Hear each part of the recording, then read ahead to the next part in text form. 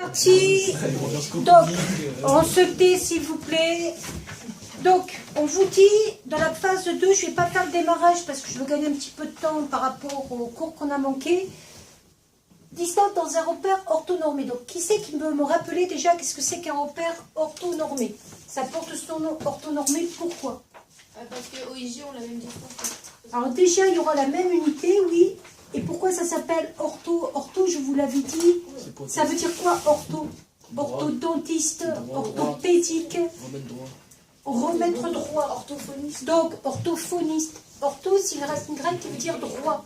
Donc, un repère orthonormé, c'est un repère où il y aura un angle droit au niveau des axes et la même unité. Repère orthonormé. D'accord? Ça, c'est un repère orthonormé. Et c'est très important parce que vous allez voir que pour trouver la distance dans un repère orthonormé, on va pouvoir utiliser le théorème de Pythagore. Alors, on a un point A au hasard ici. On a un point B au hasard ici. Ici, je suis sur quel axe? Les abscisses. Les abscisses. Donc là, c'est l'abscisse du point A. Ici, je suis sur quel axe? Toujours les abscisses, mais l'abscisse du point B. Ici, je suis sur quel axe? Les ordonnées. Donc, je l'appelle YA. Et ici, je suis sur quel axe? Toujours les ordonnées. Et je l'appelle YB. Et moi, ce qui va m'intéresser, c'est de trouver une formule pour trouver la distance AB. Qu'est-ce que je vous ai dit? Le fait qu'on ait un repère orthonormé, ça veut dire qu'on va pouvoir utiliser un triangle rectangle. Est-ce que vous avez une idée de quel triangle rectangle je pourrais utiliser pour calculer AB? AB, ça semble être l'hypoténuse d'un triangle rectangle que je pourrais construire où? AB, ça semble être l'hypoténuse d'un triangle rectangle. Personne ne voit où je peux le construire, le triangle rectangle? Ah, avec XB, c'est l'angle droit. Regardez. Ah. Si je fais ça, Coup dur.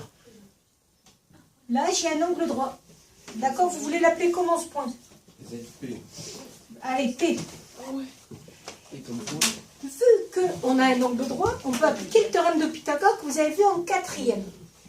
Qu'est-ce que ça vous donne, le théorème de Pythagore, dans le triangle rectangle APB?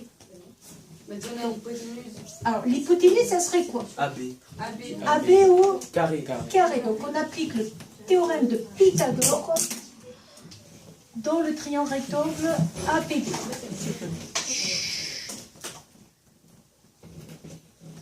Ok. Donc, l'hypoténuse au carré, ça serait donc AB au carré. La personne qui s'amuse à faire ça, je vais citer son nom et tout le monde le verra sur la vidéo qui sera sur la chaîne en public. Et aussi les parents. J'hésiterai pas à envoyer la vidéo aux parents concernés.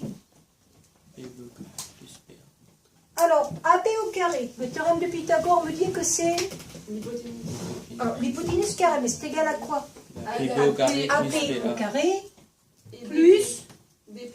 BP au carré. Jusqu'à là, on est tous d'accord. Oui. N'oubliez pas que nous, on cherche AB. D'après vous, cette distance-là, elle est égale à quoi? XA plus. Alors, attention, n'oubliez pas que XB, c'est tout ça, XB. Ça, c'est XB. XA, c'est tout ça. Donc, je vais répéter ma question. Cette distance-là, elle est égale à quoi? Dites-le avec vos mots. XB moins XA. A et B. Et oui, et donc ça, cet écart-là, c'est l'écart entre quoi et quoi? XB et XA. XA et XB. Et donc, comment on fait un écart en mathématiques? Avec quelle opération on fait un écart? Un écart au soustrait. Donc là, vous allez avoir XB moins XA au carré. Plus, si je veux cette distance-là ici, c'est l'écart entre quoi et quoi? Ça, c'est YB. Entre YB. Ça, c'est YA. Entre YB et YA. YB moins YA Au carré. au carré. Et bien, vous venez de démontrer la formule que vous devrez connaître par cœur. Et on va l'appliquer. Synthèse. Et vous avez compris pourquoi c'était nécessaire d'avoir un repère orthonormé? Parce que si on n'avait pas eu le repère orthonormé, est-ce qu'on aurait pu appliquer le théorème de Pythagore? Non. Donc, synthèse. Formule va l'appliquer de suite pour voir si vous avez compris. De la distance dans un repère orthonormé.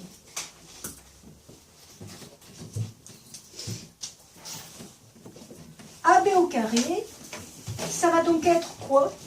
La différence des x au carré plus la différence des y au carré.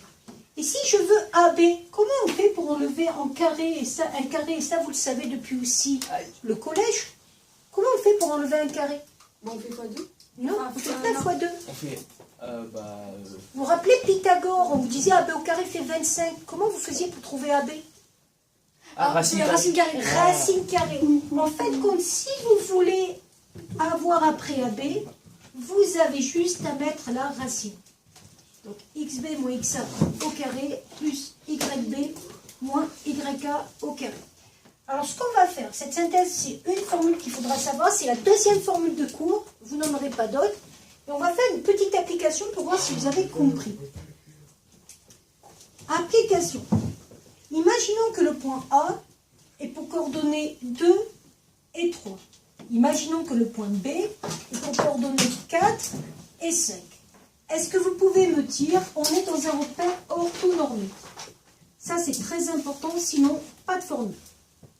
Est-ce que vous pouvez me dire comment vous faites pour calculer AB au carré? Qui c'est qui peut me dire? Alors, j'ai dit, on fait les écarts des x et on les met au carré. Bah, on fait comme on avait appris, YA. Oui, donc on va d'abord prendre quoi? Les x. Donc les x ensemble. Et après, on va prendre les y ensemble. Mais c'était pas les Y en haut et les... Oui, alors c'est pas tout à fait la même chose que ce qu'on avait vu avec la formule des milieux, mais il y a quelque chose qui ressemble. Regardez la formule. La formule me dit quoi? xb moins xa. Donc moi, je vais écrire la formule. xb moins xa au carré plus yb moins yk au carré. Qu'est-ce que c'est que xb? On est d'accord pour dire que xb, c'est 4 ou pas? Oui. X, c'est toujours la première coordonnée. 4 moins xa. Qu'est-ce que c'est que xa? 2 au carré. Plus, qu'est-ce que c'est que yb? 5 moins yk 3, le tout au carré. Ne faites pas un développement avec des identités remarquables. Vous faites 4 moins 2, ça fait 2, et vous le mettez au carré. Plus 7 moins 3, ça fait combien? 2, vous le mettez au carré. 2 au carré plus 2 au carré, ça fait 4 plus 4, ça fait 8. Et comment vous faites pour trouver AB maintenant? Vu que là, vous avez trouvé AB au carré, vous faites comment pour trouver AB? Bah, divisé. Regardez. Ah non, c'est racine carrée. Et donc, AB, vous l'avez, ça fait racine carrée de 8. Voilà comment vous ferez à partir de maintenant pour trouver la distance quand vous avez des coordonnées dans un repère qui est orthonormé. Voilà pour cette explication.